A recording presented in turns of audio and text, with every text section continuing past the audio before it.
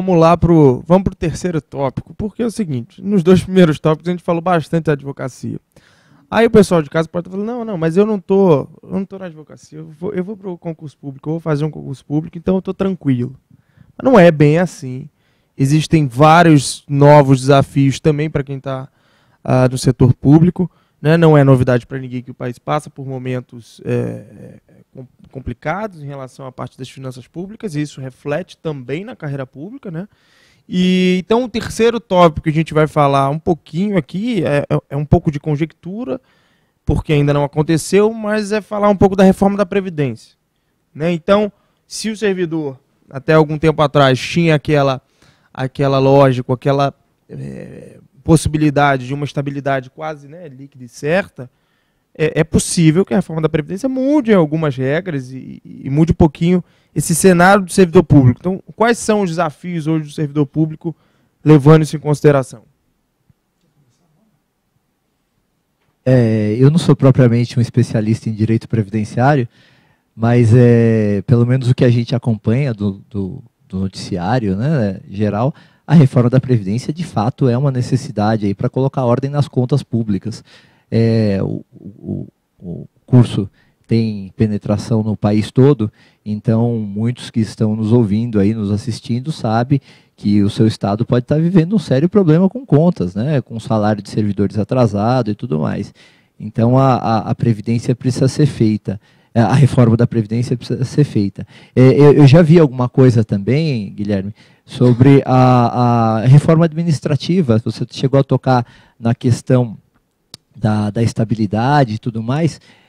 O que eu reflito assim é o seguinte, na área administrativa, que o profissional sério que é aprovado no concurso público e, enfim, depois de aprovado, vai levar a carreira a sério, não tem por que temer uma reforma administrativa ou uma relativização até ainda maior do que foi feita pela emenda 19 em 98, lá da estabilidade, porque o caso é para se restringir os maus servidores públicos. Então, eu não vejo por que ter receio da reforma administrativa. A previdenciária, eu confesso que eu não conheço, aliás, ninguém conhece, né? Vazou aí um projeto inicial, mas foi desmentido depois, seria uma das opções, então a gente ainda não sabe bem qual vai ser o projeto da reforma. A gente sabe que vai precisar ser feita uma reforma que vai tornar a situação um pouco mais complexa, mas, às vezes, uma ponderação que eu faço,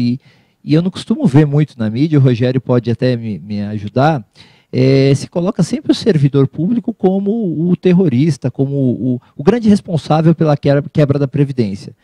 Mas a contribuição que é feita dos vencimentos do servidor público, o Rogério pode me ajudar, não tem um teto, né? Então, a gente contribui, o servidor público contribui com um percentual, lá 11%, sobre alguns estados 14%, sobre a integralidade do salário.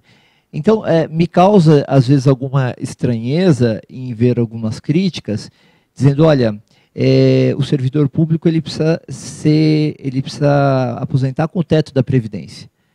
Sim, mas, de repente, ele já contribui com quase aquele teto, mensalmente, por 30 e 40 anos, sei lá, e aí, depois de aposentado, ele vai ter uma sobrevida de 11 anos, 12 anos, pelo cálculo aí da expectativa de vida. Então, ele vai contribuir com 4 vezes mais do que ele vai efetivamente receber, e do ponto de vista nominal. Então, se a reforma tem ajustes precisam ser feitos, concordo, mas às vezes se omite que a contribuição que é feita, o benefício seguramente é maior, mas a contribuição é muito maior. O regime geral da Previdência, você tem um teto, então a pessoa pode ganhar R$200 mil, mas ela vai contribuir sobre o teto, 11% sobre o teto. O servidor público não tem teto, ele contribui sobre a integralidade do salário. Não sei se eu pude ajudar muito, trazer mais confusão. Não, sem dúvida. E eu também vou bifurcar nessa reforma administrativa e previdenciária. A previdenciária, eu vou falar em cima de estudos feitos pelo Ministério Público de São Paulo, Associação Paulista do Ministério Público. Tem um presidente extremamente atuante, Paulo Penteado, e ele já comprovou nas duas casas de lei, Senado e Câmara, que o vilão da Previdência não é o servidor público. Isso já foi demonstrado com números. Eu não vou ficar aqui procurando quem é o vilão. O que nós temos é uma quantia gigantesca de fraudes à Previdência, que obviamente sangram qualquer administração de finanças. Então eu não vou aqui procurar um vilão. O que eu posso garantir é que o servidor paga em cima da integralidade dos seus vencimentos, como o Cleverson mencionou, e eu dou um exemplo pessoal.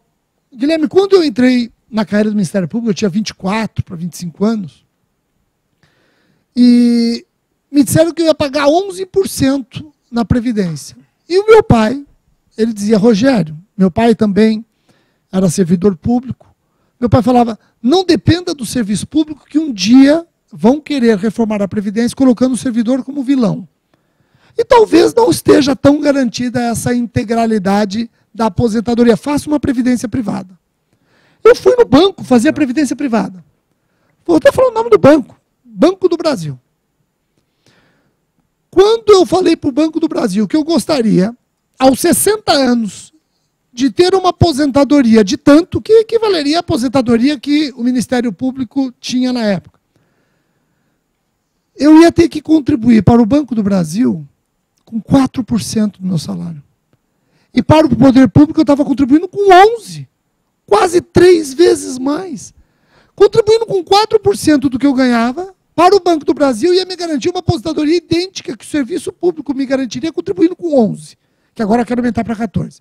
Com relação à reforma administrativa, vou ser bem breve, nós não podemos aqui no Brasil ficar comparando com outros países, países nórdicos, etc. Tal. Se lá existe uma reforma administrativa implantada e que deu certo.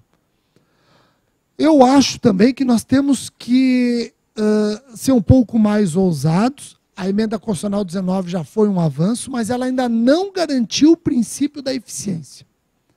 Não garantiu. Nós temos excepcionais servidores. A maioria dos servidores, a maioria, honra o seu salário e serve o público. Servidores públicos. Mas nós temos ainda uma minoria. Essa minoria se apega a essas garantias excessivas e que dificultam o administrador. Então é importante, você que quer ingressar na carreira pública ou já está na carreira pública e confia no seu trabalho, que você é um servidor público, você não tem que ter medo mesmo de uma reforma administrativa. Aliás, você tem que torcer para essa reforma, porque quando eles te taxam como sendo o cancro do Brasil, eles estão te taxando como tal por conta daquela minoria que realmente é o cancro. Eu acho que o grande... A gente está com algumas perguntas aqui de alunos, antes de passar. Acho que o grande recado nesse tópico específico, eu acho que é o que o seu pai deu, não a respeito só de previdência privada, mas acho sempre do plano B. Eu acho que o caminho para o servidor, quem está ingressando agora, é não achar que essa é uma aprovação que vai dar garantia, tranquilidade para o restante da vida. Né? É que vão continuar existindo desafios, que estudar continua sendo extremamente essencial, se atualizar continua sendo extremamente essencial, e ter outras formas, né, de conseguir evoluir. Né? Deixa eu fazer uma pergunta, Rogério, que eu acho que essa aqui é mais direcionada a você, do Marco Aulete. Ele está perguntando, para um egresso já de direito como eu, e que já sabe que quer ingressar nas fileiras do MP, ele está perguntando se é necessário atuar como advogado no mercado. Veja, a partir da emenda constitucional 45, passou-se a exigir a quarentena de início, os 3 anos de prática jurídica. Eu sou favorável à prática jurídica, mas não como ela foi decidida. Eu sou favorável à prática jurídica, mas aumentando um pouco o leque, reconhecendo-se na prática jurídica o tempo de estágio, o tempo como analista de Ministério Público e outras formas de você colocar em prática toda aquela bagagem que você trouxe da faculdade. No entanto, o conceito de prática jurídica é mais restritivo, não abrange nada que seja antes da formação na faculdade. Você tem que ser graduado e ter ainda inscrição na OAB. Pós-graduação conta como atividade jurídica, tem até fórmulas que eles calculam a pós-graduação, se serve para 1 ou se serve para 2 anos de atividade jurídica. Advogar necessariamente não... a prática jurídica, a atividade jurídica não se vincula necessariamente à advocacia. É uma das formas. Tem uma resolução no CNJ que explica bem tudo que você pode encarar como atividade jurídica. Advogar é uma das formas de demonstrar essa prática. Agora, eu fico preocupado com aqueles que exigem, aqueles concursos, aquelas carreiras que exigem que a pessoa seja advogado, por exemplo, para ingressar na carreira do Ministério Público, que tem outro perfil. Não que não seja importante. Eu acho muito importante o promotor de justiça conhecer como é a advocacia. Esse promotor de justiça saber como é estar do outro lado. O promotor de justiça, quando vê um advogado peticionando, indo na sua sala, conversando, que saiba compreender o que aquele advogado passou ou está passando com o cliente ou com o assistido. Eu acho importante. Juiz, a mesma coisa. Juiz, a mesma coisa. Agora, essa atividade jurídica ela pode ser conquistada por meio da advocacia ou outras formas que a resolução do CNJ é um bom instrumento para você enxergar isso. O importante é você ser um vocacionado. Seja para o Ministério Público, seja para a magistratura, seja para a advocacia pública, defensoria. O importante é você ser um vocacionado.